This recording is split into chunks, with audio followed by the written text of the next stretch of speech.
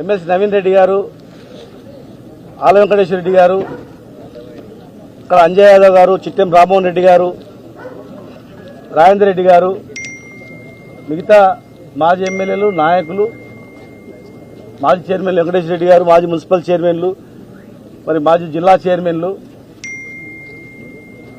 గతంలో కూడా 15 రోజుల క్రితం కూడా మేము తుంగభద్రలో జరుగుతున్నటువంటి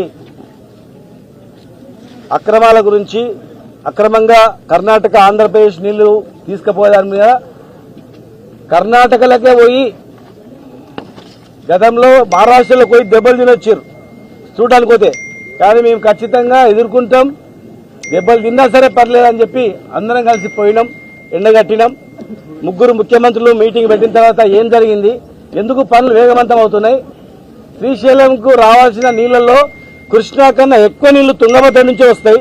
తుంగభద్రను మీరు కట్టుకుంటా పోయి అక్కడనే అడ్డుకట్టేస్తే శ్రీశైలం ఏమైపోవాలి, నాగార్జునసాగర్ ఏమైపోవాలి, పాలమూరు రంగారెడ్డి జిల్లా ప్రాజెక్టు ఏమైపోవాలి, కేరళ ఏమైపోవాలి, భీమా, కోయిల్ సాగర్, నెట్టెంపాడు ఇవేమైపోవాలని చెప్పి నిలదీసినాం. మరి ఇప్పుడు కొంత ఆగింది. అంతకుముందు మేమందరం కూడా 3 సంవత్సరాలుగా వస్తా ఉంది, 90% పనులు కంప్లీట్ అయినా పాలమూరు రంగారెడ్డి జిల్లా ప్రాజెక్టు ఎందుకు పనులు ముందుకు పోతలేవు, ఆ 10% పిలిచిన కాలువ టెండర్లు ఎందుకు రద్దు చేసిండ్రు, 10% కంప్లీట్ అయితే 10 లక్షల ఎకరాలకు ఇమ్మీడియట్ గా నీళ్లు వస్తాయి కదా, రెడీగా 60 టీఎంసీలు, దాదాపు 60 టీఎంసీల రిజర్వాయర్లు ఉన్నాయి కదా, పంపులు ఉన్నాయి, కాలువలు అయిపోయినాయి, టన్నెల్ అయిపోయింది, పైప్ లైన్లు అయిపోయినాయి, రిజర్వాయర్ టు రిజర్వాయర్ అన్ని కంప్లీట్ అయిన తర్వాత ఎందుకు ఆన్ చేస్తలేరు, పెట్టిన మోటార్ అని చెప్పి నిలదీసినాం. మరి ముఖ్యమంత్రి గారు వచ్చి 6 నెలల్లో కంప్లీట్ చేస్తామని చెప్పి మాట ఇవ్వడం జరిగింది. 6 నెలల గురించి మేము చూస్తాం. మరి ఆ ప్రాజెక్టు కంప్లీట్ అయినా మరి పైన నీళ్లు అడ్డుకోకపోతే ప్రశ్నార్థకం. గుండ్రేవ దగ్గర ఆంధ్ర వాళ్ళు కాసుకొని కూర్చున్నారు మొత్తం నీళ్లు తీసుకుపోవడానికి. గుండ్రేవుల నుంచి, కురుడి నుంచి, ఆ పైన చిక్కలమరి నుంచి, చిక్కల మంచాల, నావలి రిజర్వాయర్ ఇవన్నీ కట్టుకుంటూ పోతే తుంగభద్ర నుంచి నీళ్లు రావని కొట్లాడినాం, ఖచ్చితంగా కొట్లాడతాం. ఆర్డీఎస్ రైతులను కానీ పాలమూరు రైతులను కానీ కాపాడుకుంటాం. మరి ఇవాళ కొత్తగా ప్రమాదం ఏంటంటే కృష్ణ శ్రీశైలం నీళ్లు రావాలంటే తుంగభద్ర, కృష్ణా రివర్, భీమా. ఇవాళ కృష్ణా పైన, భీమా పైన అక్రమంగా బ్యారేజీలు, అక్రమంగా లిఫ్ట్లు, అక్రమంగా ఆల్మట్టి డ్యామ్ను 300 టీఎంసీ పెంచడానికి ప్లాన్ చేస్తున్నారు. ల్యాండ్ అక్విజిషన్ జరుగుతూ ఉంది. భీమా దగ్గర, గూడూరు దగ్గర అక్రమంగా నదికే 25 హైడ్రాలిక్ గేట్లు పెట్టిండ్రు. అంటే ఈ వర్షాకాలం తర్వాత సుక్క నీళ్లు రావు. ఇక్కడ దాదాపు 1,50,000 ఎకరాలు,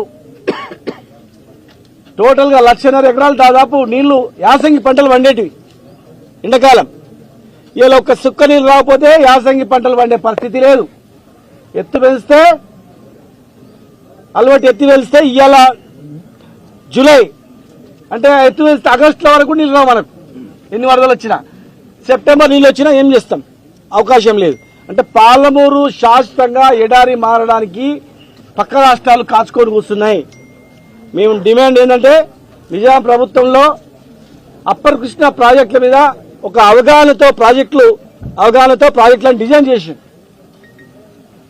ఆ డిజైన్ చేసినట్లు జరిగింటే నారాయణపూర్ నుంచి సర్లసాగర్ వరకు గ్రావిటీ ద్వారా నీళ్లు వచ్చేటివి 200 టీఎంసీ నీళ్లు వాడుకోవడానికి అవకాశం ఉండేది. కానీ రైచూరు వరకు ఆపేసినారు, పైన భీమా పైన కట్టుకుంటూ పోతా ఉన్నారు. గూడూరు కన్నా కింద సరిగ్గా 8 కిలోమీటర్ల కిందలో లిఫ్ట్ చేయడానికి జియో నెంబర్ 24 ద్వారా మేము జియో ఇష్యూ చేసినాం. ఆ లిఫ్ట్ మనం చేసుకుంటే, ఆ బ్యారేజ్ కట్టుకుంటే 8 కిలోమీటర్ల నీళ్లు ఆగుతాయి గూడూరు వరకు. కనుక మరి ఇవన్నిటి మీద స్వయంగా చూసి రైతులను పరామర్శించి, ఎండిపోయిన రైతులను కలిసి, రైతు బీమా రాకుండా చనిపోయిన వాళ్ళకు రైతులను కూడా కలుసుకొని, రైతు బంధు ఆగిపోయిన వాళ్ళు కూడా కలుసుకొని, పాలమూరు బతుకు వ్యవసాయం కనుక, మా బతుకే వ్యవసాయం ముడిపడింది కనుక మేము ప్రతి కుల వృత్తి కూడా వ్యవసాయంతో టచ్ లేకపోతే ఏ వృత్తి కూడా బతకదు కనుక మేము ఖచ్చితంగా ఆ ప్రాజెక్టులను అడ్డుకోవడానికి కొత్త ప్రాజెక్టులను ప్రతిపాదనలు తొందరగా గవర్నమెంట్ మీద ఒత్తిడి ఇవ్వడానికి మేము ఖచ్చితంగా ఏ త్యాగానికైనా సిద్ధమై చేస్తాం. మేమున్నప్పుడు 10 లక్షల ఎకరాలకు నీళ్లు ఇచ్చినాం. అంతకుముందు 2 లక్షల ఎకరాలే ఉండేటివి, 10 లక్షల ఎకరాలకే మేము నీళ్లు ఇచ్చినాం. ఈ ఉమ్మడి జిల్లా 45 లక్షలు, దాదాపు 45 లక్షల విస్తీర్ణం ఉన్నటువంటి జిల్లా, దాదాపు 36 లక్షల ఎకరాల సాగు భూమి ఉన్నటువంటి జిల్లా. ఇవన్నీ ఇస్తే కూడా మాకు ఇంకా 11-12 లక్షల ఎకరాల భూమికి నీళ్లు లేనటువంటి భూమి ఉంటుంది కనుక మా జిల్లా నీళ్లు వేరే జిల్లాలకు ఎక్కడ పోకుండా మేము అడ్డుకుంటాం. ప్లస్ పైన రాష్ట్రాలు నీళ్లు రాకుండా కూడా అడ్డుకుంటాం. పెండింగ్ ప్రాజెక్టులను కంప్లీట్ చేయిస్తాం. కాంగ్రెస్ ప్రభుత్వంలో కట్టినటువంటి పెండింగ్ ప్రాజెక్టులు కంప్లీట్ చేసినాం. మేము కట్టిన ప్రాజెక్టులు కూడా మీరు కంప్లీట్ చేయాలి, పాలమూరు రైతాంగాన్ని ఆదుకోవాలనే డిమాండ్ మీద మేము పోతున్నాం. దీని తర్వాత ఎట్టి పరిస్థితుల్లో అంచెలంచెలుగా మా కార్యక్రమం కూడా ఉంటాయి. ఇంకా మిగతా వాళ్ళు కొంత అనివార్య ఎస్ఐఆర్ వల్ల కొంతమంది రాలేకపోయినారు. అయినా రాకపోయినా వాళ్ళకి సంబంధించినటువంటి ప్రజాప్రతినిధులు వస్తూ ఉన్నారు. దీన్ని పాలమూరు ప్రాజెక్టులు కంప్లీట్ అయ్యేంత వరకు ఇది రాజకీయం కాదు, ఇది మన బతుకుదేరు, గుర్తుపెట్టుకోండి. రాజకీయం చేసింది కాదు. మేము ఏం చేసినాం 3 ఏళ్లలో మొన్న కూడా చెప్పినాం రౌండ్ టేబుల్ సమావేశంలో, మీరు ఏం చేయాలో కూడా చెప్పినాం. అందరు కలిసికట్టుగా ఒక ఐక్యమత్యంతో ఉంటేనే ఈ ప్రాజెక్టులన్నీ కంప్లీట్ అయితే మన బతుకుదేరు. లేదంటే చరిత్ర పుటలలో తెలంగాణ పక్కకు పెడితే పాలమూరుకు ద్రోహం చేసిన వాళ్ళు ఎవరా అంటే మనం ఇలా అందరం కలిసికట్టుగా ఉండకపోతే మన అందరం ద్రోహం చేసిన వాళ్ళం అవుతాం.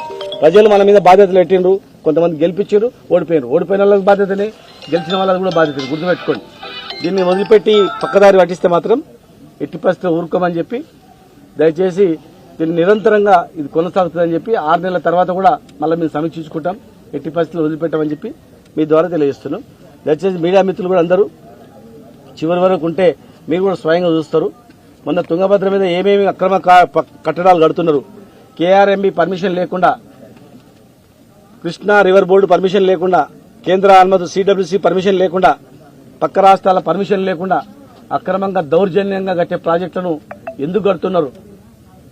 ముఖ్యమంత్రుల 3 సమావేశం కూడా అయింది కదా, మరి అయిన తర్వాత ఎందుకు కడుతున్నది ప్రధానంగా మేము తీసుకుపోవడం జరిగింది. ఇలా అన్నిటికన్నా పెద్ద ద్రోహం, 10 సంవత్సరాలు తెలంగాణకు వ్యతిరేకంగా ఇరిగేషన్ మీద కొట్లాడినోడు, ఇరిగేషన్ ప్రాజెక్టులు తెలంగాణ రాకుండా అడ్డుకున్నాడు, ఆంధ్రప్రదేశ్లో ఇరిగేషన్ ప్రిన్సిపల్ సెక్రటరీగా, ఆంధ్రప్రదేశ్ చీఫ్ సెక్రటరీగా పనిచేసినాడు. ఇవాళ మన రాష్ట్రానికి వచ్చి ఇరిగేషన్ ప్రధాన సలహాదారుగా ఉంటూ ఇక్కడ ఉన్నటువంటి అంశాలన్నీ కూడా ఆంధ్రకు లీకేజ్ చేస్తూ మన